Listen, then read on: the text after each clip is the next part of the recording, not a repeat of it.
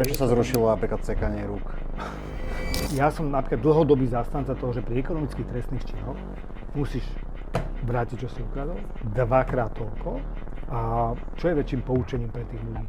Koľko ste mali teraz prípadov, že dostal, že musí zaplatiť 10 000 a ešte sa radšej odsediť? Môžeme zaplatiť 100 000 ešte to odsediť. Není väčší trest finančný ako z tohto pohľadu.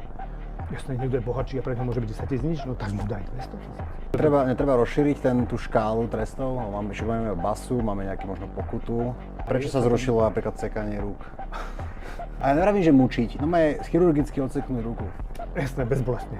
Kľudne, že ukradne, odsekne mu, tepláňa čas stráta. Ježiši Kriste, tak je nejaká charta ľudských práv, samozrejme to sú absolútne ponižujúce tresty a všetky veci, ktoré nemôžu byť, ten trest má byť adekvátny.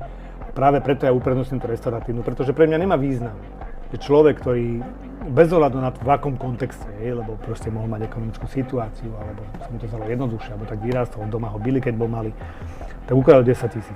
Ako pre mňa nemá význam, že stráviš 10 rokov v base, lebo tam sa len naučíš všetky triky. Ale keď dáš 10 000 naspäť, 10 000 navrch, či štátu, alebo tomu poškodenému, tak si myslím, že si dostatočne potrestaný, lebo si predtým tých 10 000 nevedel zarobiť.